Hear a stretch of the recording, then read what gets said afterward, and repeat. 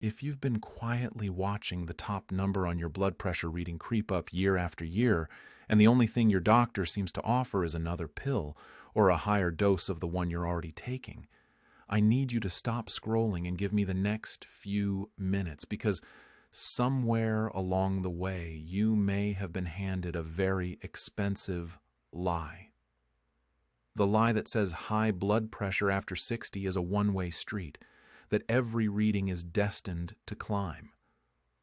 That medication is the only lever left to pull, that your job is simply to manage decline. That story is wrong, and the research has been quietly dismantling it for years. There is a single daily habit costing absolutely nothing, requiring no prescription, no equipment, and no doctor's permission, that in head-to-head studies has matched the effect of a standard blood pressure medication in adults over 60. Not replaced, not supported, matched. I'm Dr. Matthew Reed, and today I'm going to walk you through exactly what that habit is, why it works on a biological level most people have never had explained to them, and how to put it into practice starting today. Stay with me through the entire video, because the mechanism behind this is the part that changes everything. Once you understand it, you'll never look at your morning or evening routine the same way again. And while we're getting started, drop a comment and tell me, what is your blood pressure reading right now? Knowing where you stand helps me tailor what I cover next, why blood pressure becomes harder to control after 60. Before we get to the habit itself, I want to give you the context that makes everything else make sense. Blood pressure is essentially the force your blood exerts against your artery walls with every heartbeat. When you're young, those walls are elastic. They stretch with each pulse and spring back into shape. That flexibility acts as a built-in shock absorber, keeping pressure naturally in a healthy range. After 60, two things shift at the same time. Your arterial walls stiffen. The elasticity that made them so forgiving gradually fades. Each heartbeat now pushes against walls that give less. So the pressure reading climbs, even if your heart isn't actually working any harder than it was at 45. At the same time, a system in your kidneys called the renin-angiotensin system, which controls how much fluid your body retains, becomes slower and less responsive. Your body holds onto more sodium. More sodium means more fluid volume in your blood vessels. More fluid volume means higher pressure. This is why blood pressure in older adults is often called isolated systolic hypertension. The top number rises while the bottom number stays roughly the same. And it's exactly why the standard just cut the salt advice can only get you so far. What the research is increasingly pointing toward is something that addresses arterial stiffness directly. Not just fluid management, but the elasticity of the vessels themselves. That's where this habit comes in. The habit. Structured daily walking. But not the way you think walking. I know what you're thinking, and you've heard this 100 times. But stay with me, because the way this actually works in the body is rarely explained. And the specific protocol that produces measurable blood pressure reduction is not the casual evening stroll most people picture. A landmark study published in the Journal of the American Heart Association followed adults over 60 with elevated blood pressure through a structured daily walking program. After just 12 weeks, participants showed an average systolic blood pressure reduction of 8 to 11 millimeters of mercury. Let me put that number in perspective. That is the same range of reduction that a single blood pressure medication typically achieves in clinical trials. No prescription, no side effects, 12 weeks of structured walking. But here's the detail almost everyone misses. It's not about distance. It's about intensity intervals. The participants who saw the biggest reductions were not the ones walking the furthest. They were the ones alternating between moderate and brisk pace in short intervals throughout the walk. 3 minutes at a comfortable pace, 2 minutes at a pace, brisk enough to make conversation slightly difficult. Repeat that cycle for 30 minutes. Here is why this specific pattern is so powerful. Every time you increase your walking pace, your muscles demand more oxygen. Your heart responds by pumping more blood. Your blood vessels, including the large arteries, are forced to dilate to meet that demand. This repeated dilation and relaxation, done consistently over weeks, actually restores a degree of arterial compliance. That elasticity we talked about losing with age. On top of that, each burst of increased effort triggers the release of nitric oxide from the cells lining your blood vessel walls. Nitric oxide is the body's most powerful natural vasodilator. It tells your blood vessels to relax and widen. The more consistently you generate this response, the more your resting vascular tone improves. This is the same mechanism that blood pressure medication tries to replicate synthetically. Walking produces it naturally. When you do it matters more than you think. The timing of your walk has a direct impact on how much benefit you actually receive. And this is the part that almost never makes it into general health advice. Blood pressure follows a predictable daily rhythm. It rises sharply in the early morning hours, usually between 6 and 10 a.m., driven by the surge of cortisol and adrenaline that comes with waking.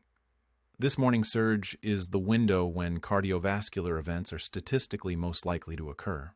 Research published in Hypertension, the Journal of the American Heart Association, found that evening walking, specifically between 4 and 7 p.m., produced the greatest reductions in overnight and next morning blood pressure readings compared to morning or midday exercise.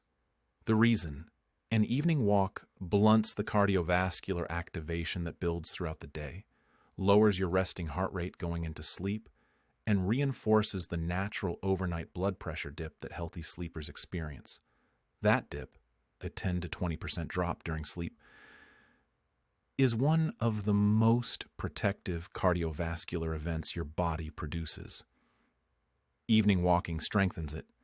If evening walking doesn't fit your schedule, morning walking still produces significant benefits, particularly if done after a light meal rather than immediately upon waking, when blood pressure is already at its daily peak. But the consistency matters far more than the timing. 30 minutes, 5 days a week, sustained for 12 weeks. That is the threshold at which measurable arterial changes begin to appear in the research. What to combine it with for maximum effect? Walking is the anchor, but 3 additions compound its effect significantly. And all 3 are backed by strong evidence. Potassium-rich foods, daily. Potassium directly counteracts the blood pressure-raising effect of sodium by helping your kidneys flush excess fluid. Bananas get all the attention, but sweet potatoes, spinach, white beans, and avocado actually contain significantly more potassium per serving.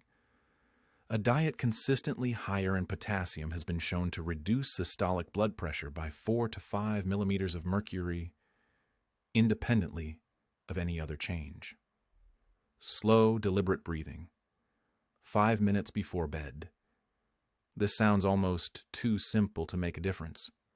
But a study published in the Journal of Human Hypertension found that a specific breathing pattern, inhaling for 4 counts, exhaling slowly for 6 to 8 counts, repeated for 5 minutes, produced measurable reductions in both systolic and diastolic pressure within 4 weeks of nightly practice.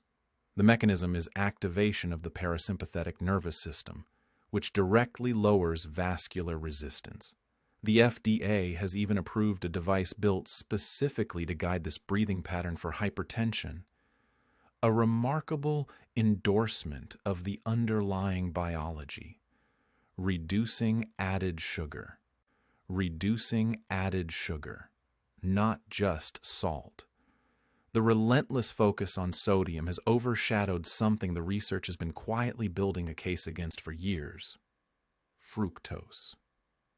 Added sugar, particularly the high fructose corn syrup hidden in processed foods and sweetened drinks, raises blood pressure through a distinct mechanism involving uric acid production and nitric oxide suppression. The same nitric oxide pathway that walking activates, excess sugar inhibits. A 2014 meta-analysis in the American Journal of Clinical Nutrition found that reducing added sugar intake lowered systolic blood pressure independently of weight loss or sodium reduction. What to bring to your doctor if you're currently on blood pressure medication and you implement these changes consistently. Your pressure may drop enough that your dosage needs to be reviewed downward. That is a good problem to have. But it needs to happen under medical supervision, not by stopping medication on your own. Bring this to your next appointment. I've started a structured daily walking program and made some dietary changes. Can we monitor my readings over the next 8 to 12 weeks and reassess whether my current dosage still makes sense? Any physician who takes blood pressure seriously will welcome that conversation. Closing here is what I want you to walk away with. High blood pressure after 60 is not a life sentence of escalating medication. The biology of your vascular system remains responsive, more responsive than most people are told, to the right daily inputs. 30 minutes of interval walking, potassium-rich foods on your plate every day, 5 minutes of slow, deliberate breathing before bed, less added sugar in your week. None of these cost $1.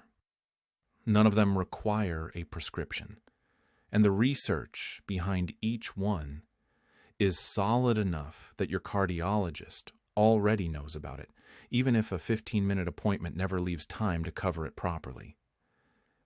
If this video gave you something useful, a fresh approach, a question to bring to your next appointment, or simply the knowledge that you have more control than you've been led to believe, please hit the like button and share it with someone managing blood pressure who deserves to hear it.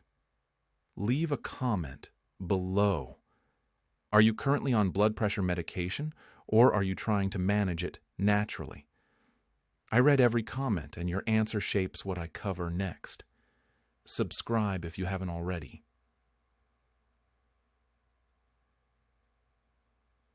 Because next week I'm covering the 5 most common medications prescribed to adults over 60 that leading geriatric specialists are now reconsidering.